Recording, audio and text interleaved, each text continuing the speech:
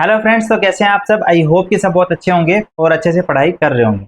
English की बहुत ज़्यादा आप टेंशन ले रहे हो क्योंकि जितने मेरे पास मैसेज आ रहे हैं, मान लो 100 मैसेज आए हैं तो उसमें से 50 मैसेज इंग्लिश को लेकर है कि इंग्लिश में हमें वोकेब में दिक्कत हो रही है या 50 दिन में कैसे कंप्लीट करूं, क्या अब मैं कर सकता हूं मेरी, क्योंकि अभी इंग्लिश मान लो 50 में से मेरे 30 मार्क्स आ रहे हैं या 25 मार्क्स आ रहे हैं, क्या मैं 45-40 तक पहुंच सकता हूं, क्या मैं इंग्लिश में मेंस में अच्छा स्कोर करने लायक बन सकता हूं अभी से, क्या प्री क्वालिफाई हो सकता है इंग्लिश में कम मार्क्स आके, और कई सारी चीजें कि अब इंग्लिश को मैं वोकेब में कितना क्या पढूं, कॉम्प्रिहेंशन पार्ट के लिए क्या करूं, मेरा कॉम्प्रिहेंशन बहुत ज्यादा गलत होता है, क्लोजेस्ट PQRS गलत होते हैं और ग्रामर पोर्शन स्पेशली। तो इन सब की ओवरऑल हम इस वीडियो में बात करने वाले हैं। मेरा अटेम्प्ट जो था पहला था और पहले अटेम्प्ट में मेरा सिलेक्शन हुआ है। इसका मतलब आप समझ सकते हैं कि कुछ अप्रोच जो है वो स्मार्ट रही है, कुछ चीजों को बहुत स्मार्टली तरीके से हैंडल किया है, इस वजह से ही पहले अटेम्प्ट में सिलेक्शन होता है। तो मैं अपना एक्सपीरियंस आपके साथ शेयर करूंगा कि भाई किस तरीके से मैंने एग्जाम के लास्ट 40-50 दिन में इंग्लिश को पढ़ा था।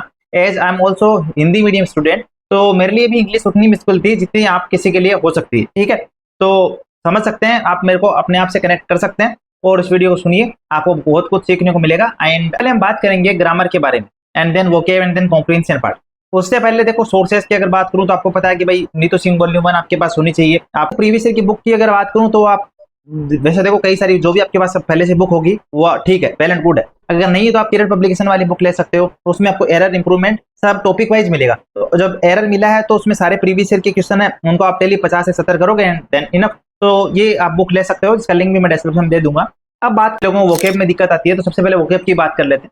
देखो वोकेब में एक तो होता है कि कई लोगों को ये फिक्स हो गया कि दिमाग में कि भाई मेरे को तो ऐसे याद नहीं हो रही वोकेब, तो उनको ट्रिक्स से या कुछ न्यूमोनिक्स जो होते हैं उनसे वो याद करने की कोशिश करते हैं। तो उनके लिए बता दूं एक टेलीग्राम चैनल है जिसमें इजी वोकेब ट्रिक नाम से टेलीग्राम चैनल है।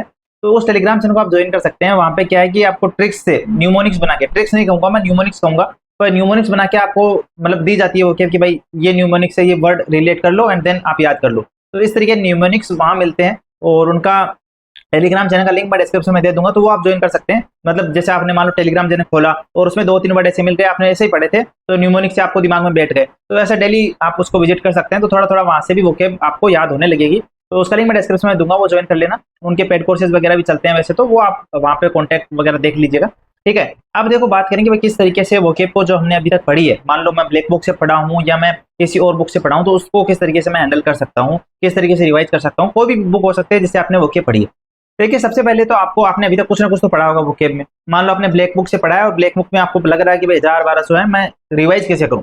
तो सबसे पहले तो आपको पता होना चाहिए भाई आपने पढ़ा है, जब चीजें अगर पढ़ी है तो आपको पढ़ते टाइम उनको हाईलाइट करते हुए आना चाहिए था, क्योंकि एग्जाम का टाइम जो है वो इसीलिए इंपॉर्टेंट होता है कि भाई हम पहले जो चीजें पढ़े हैं उनको कितना स्मार्टली कंप्लीट कर सकते हैं। और स्मार्टली तभी कर सकते हो जब आप चीजों को हाईलाइट करते चलते हो, भाई मेरा ये वीक है, ये मुझे थोड़ा आता है, ये मुझे आता ही नहीं है, उनको डिवाइड करते हुए चलते हो।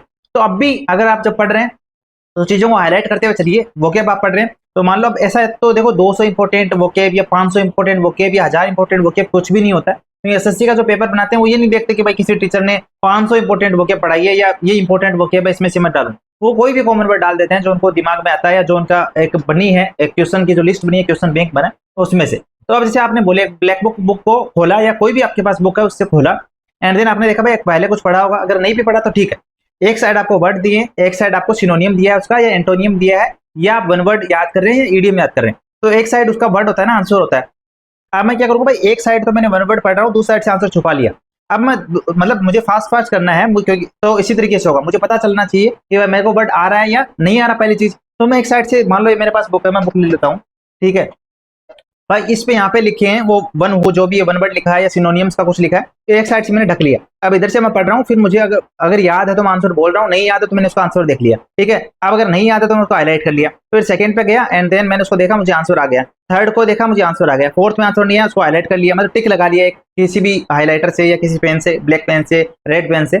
और इस तरीके से मैं एक पेज को फिनिश कर रहा हूँ, फिर सेकंड पेज को फिनिश कर रहा हूँ, फिर थर्ड को फिनिश कर रहा हूँ, फोर्थ को फिनिश कर रहा हूँ। 4 पेज पढ़े। अब चारों में मैंने जो हाईलाइट किए उनको एक बार और देख ले रहा हूँ, मतलब भाई मेरे को वोकेब आज इतनी पढ़नी है। ठीक है, मेरे 100 वोकेब या 200 वोकेब कर लिए, मुझे आज इतनी पढ़नी है, क्योंकि मैंने पहले भी तो थोड़ा बहुत पढ़ रखा था, कुछ आएंगे कुछ नहीं आएंगे, तो जो नहीं आए उनको मैंने हाईलाइट कर लिया जरा। ठीक है, अब मैं हाईलाइट करते हुए चल रहा हूँ, 4 पेज मैंने पढ़ दिए, अब मैं उनको हाईलाइटेड को एक बार और देख लूंगा। ठीक है, अब जब नेक्स्ट डे जाऊंगा तो वापस मैं क्या करूंगा, पहले दिन वाले हाईलाइटेड को देखूंगा, 10 मिनट में 5 मिनट में देखूंगा, ठीक है, और फिर वापस वही ट्रिक अपनाऊंगा। तो इस तरीके से 1 घंटे में अगर आप 1 घंटा वोकेब को अभी देते हो तो डेली 100 से 150 से 200 वोकेब तक अभी भी रिवाइज कर सकते हो, ठीक है। तो ये आपका तरीका होना चाहिए कि आप टाइम ना दो, ऐसा ना करो भाई इसको देख रहे हो भाई इसका आंसर ये है, अच्छा इसका सिनोनियम ये होता है, अच्छा इसका अरे भाई उससे कोई कभी याद भी नहीं होगा, पता भी नहीं चलेगा कि मेरे को याद है या नहीं है, क्या मैं इसको ज्यादा टाइम दूं।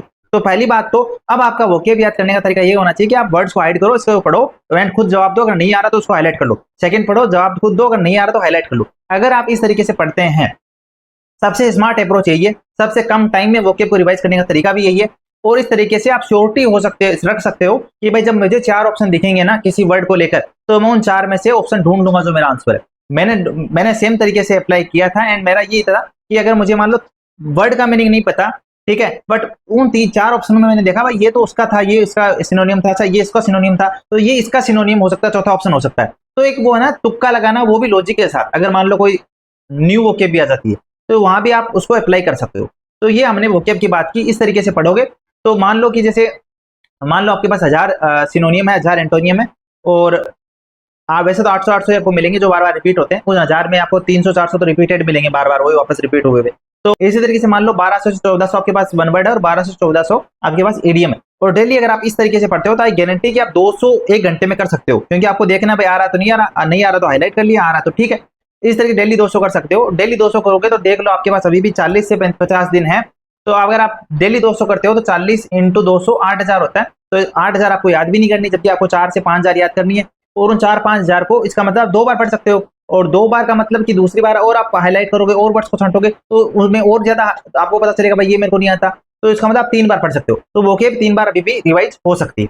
तो ये मेरा वोकेब को लेकर आपको एडवाइस करते हैं। देखो ग्रामर को लेकर, तो ग्रामर में मान लो आपका एरर गलत हो रहा है या इंप्रूवमेंट गलत हो रहा है, तो मैं कहूंगा भाई अब आपको अगर अभी तक भी आपने प्रीवियस ईयर की बुक नहीं उठाई तो अब भी उठा लो, देर नहीं हुई कोई भी, ठीक है। कुछ नहीं करना, आपको पता है भाई 800 से 1000 आपको एरर मिलेगी उसमें, और 800 से 1000 इंप्रूवमेंट वाले सेंटेंस इंप्रूवमेंट वाले मिलेंगे। बस 2 टॉपिक करने ग्रामर के लिए। तो उसमें से क्या करो, डेली 50 से 70 एरर वाले फाइंड करना देखने लग जाओ। मान लो आपको 50-70 जो आपने किया उसमें से 30 आए, 30 नहीं आए या 40 नहीं आए, कोई दिक्कत नहीं है। जो नहीं आया उसका पीछे सोल्यूशन देख लिया और आपने देख लिया भाई मेरे को नहीं आया तो उसको हाईलाइट कर लिया, दूसरा देखा हाईलाइट कर लिया, तीसरा आ गया, चौथा आ गया, पांचवा आ गया, छठवां नहीं है हाईलाइट कर लिया। इस तरीके से डेली 50 से 70 करो। आपको केवल कंप्लीट करना है 2000 से 2500 एरर और इंप्रूवमेंट, उसमें आपको पूरी ग्रामर आपकी सही हो जाएगी। तो आपने उठाया 1000 इसी तरीके से किए। अगर मैं बात करूं 70 अगर आप डेली कर रहे हो तो 30 दिन में कितने हो गए, 2100। 30 दिन में 21 हो गए। अब उसमें से आपने हाईलाइट कितने किए होंगे 2100 में से, 500 से 700। अब उन 500 से 700 को आप 2-3 बार और देख सकते हो। इट मीन्स कि आपने जो एरर और इंप्रूवमेंट देखे हैं उनको आप 2 से 3 बार रिवाइज कर सकते हो। आप देख सकते हो कि भाई प्रीवियस ईयर में ये एरर में से मेरे को ये आ रहा है, ये नहीं आ रहा, इस एरर इंप्रूवमेंट में ये आंसर होगा, उसमें ये आंसर होगा। तो चीजें क्या है आपको पता, प्रीवियस ईयर बेस्ड आती है वापस रिपीट होके। तो अगर आपको यहाँ दिख रहा है भाई ये एरर वाला था, जहां मतलब कि आपको पता होना चाहिए भाई हेड बेटर के पास बाद V1 आती है, वर्ब की फर्स्ट फॉर्म आती है, तो वो आप 2-3 बार अगर देख जाओगे एग्जाम में तो सही नहीं कर दोगे ना। तो अभी आपको ग्रामर में भी यही अप्रोच रखनी है कि आपको पता होना चाहिए मुझे 1000 एरर है और 1000 इंप्रूवमेंट है बुक में, प्रीवियस ईयर वाली में मुझे वो करने हैं। तो उसके लिए मैं क्या करूंगा, अपना सबसे पहले डिसाइड करूंगा 50 से 70 मुझे डेली करने हैं। तो 50 से 70 एरर और इंप्रूवमेंट, एक चीज मतलब मैं नहीं कह रहा दोनों एक ही दिन करो 50-70 ये करो 50-70 वो करो। तो आप क्या करोगे 50 से 70 डेली करने की कोशिश करोगे, जो नहीं आ रहा हाईलाइट कर दिया तो उसका सॉल्यूशन देख लिया, आगे बढ़ गए। और इस तरीके से करना कि आप जो 50 से 70 किए हो वो जब आप अगले दिन के लिए जा रहे हो तो पहले उसको रिवाइज करके देन अगले दिन के लिए जाओ, ठीक है। तो ये मेरा आपको एरर और इंप्रूवमेंट के लिए था। अगर 40 दिन 50 दिन अगर आप ये करते हो एरर इंप्रूवमेंट के लिए, वोकेब के लिए, तो आप खुद बता दो कि आपको लगता है कि आपकी दिक्कत आएगी इंग्लिश में। तो देखो मैं अपना बता रहा हूँ कि मैंने इस तरीके से अपना बनाया था प्लान, मैं अपना ही प्लान शेयर कर रहा हूँ। उसमें से आप अपनी चीजों को जो है उसके इर्द गिर्द घुमा सकते हो। अभी लास्ट के 40-50 दिन में बहुत इंपॉर्टेंट टाइम है, और इस इंपॉर्टेंट टाइम को अगर आप सही तरीके से यूज करते हो तो ये हो नहीं सकता कि आपके इंग्लिश में 40-45 नंबर ना आए। मैंने 47.5 मार्क्स आए थे मेरे सीजीएल प्री की बात करूं अगर, तो 47.5 मार्क्स थे इंग्लिश में, वो इसी वजह से थे क्योंकि मैंने इस तरीके से लास्ट के 40-50 दिन में पढ़ाई की थी।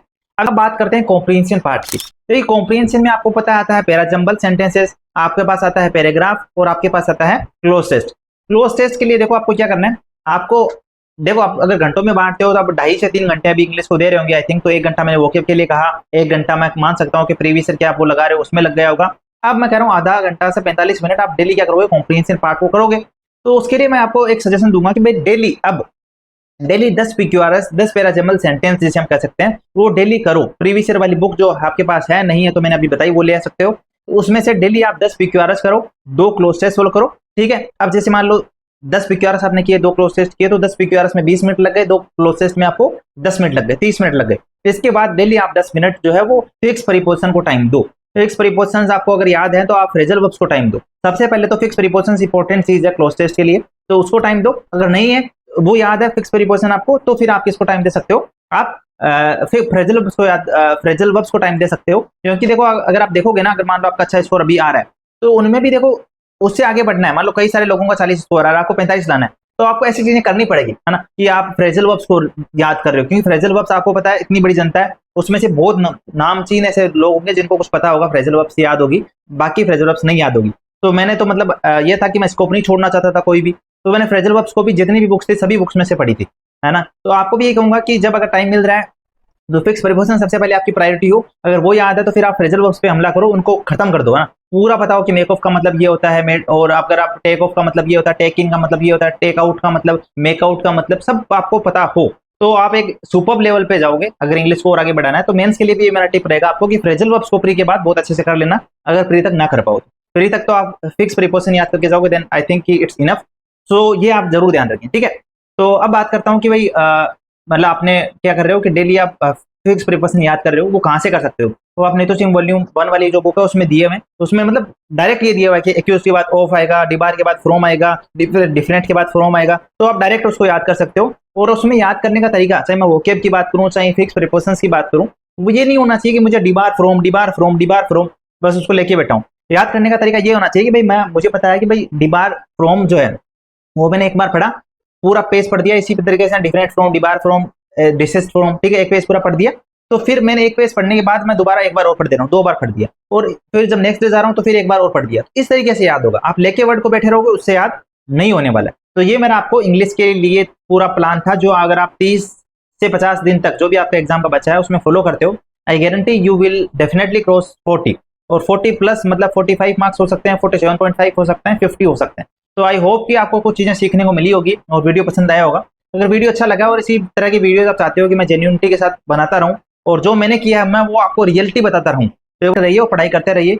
आई होप कि बहुत अच्छी मेहनत आप कर रहे होंगे और मेहनत करते रहिए, ठीक है। रिजल्ट जरूर सामने आएगा। जो मैंने कुछ आपको थोड़ा सा दिखाया, डायरेक्शन दी है, उस डायरेक्शन में जरूर काम करिएगा एंड कमेंट करके बताइएगा अगर आप सच में मतलब ये सब चीजें करोगे। डेली 10 PQRS, 2 क्लोज टेस्ट, एक पैराग्राफ सॉल्व करोगे, अगर टाइम मिल रहा है तो फिक्स प्रीपोजिशन से याद करोगे, उधर हजार एरर और 1000 इंप्रूवमेंट वाले वो करने की कोशिश करोगे 2-3 बार, और उधर सबसे पहला पोर्शन जो मैंने वोकेब बताया कि इस तरीके से आप वोकेब को जल्दी कर सकते हो। डेली 100 से 150 200 वोकेब पढ़ना पड़ेगा, because it's time to crack now, है ना। और ये लास्ट दिन है तो इसमें स्मार्टली स्टडी जरूरी है। तो वो चीजें जो आपको आती है उनको थोड़ा कम टाइम दो या ना ही दो, क्योंकि वो जो चीजें आती है वो 4 ऑप्शन देके आप कर दोगे, बट जो नहीं आती उनको ज्यादा टाइम देना है। तो वो आपको पता हो कि आप हाईलाइट करते हो चीजों को चलो, ताकि उनको लास्ट के जब 10-20 दिन भी बचे तब उन हाईलाइटेड चीजों को आप बार बार देख सको। एक बार और हो सकता है कि मैं आपके लिए लास्ट के जब 10-20 दिन बचे तो एक बार और आपको जगाने के लिए वापस वीडियो बना दूं कि भाई क्या हुआ उस चीज का जो मैंने उस वीडियो में बताई थी। तो जुड़े रहिए चैनल के साथ, चैनल को सब्सक्राइब जरूर करें, वीडियो को लाइक करें और एक प्यारा सा कमेंट करें अगर आपको वीडियो अच्छा लगा तो। And bye bye friends.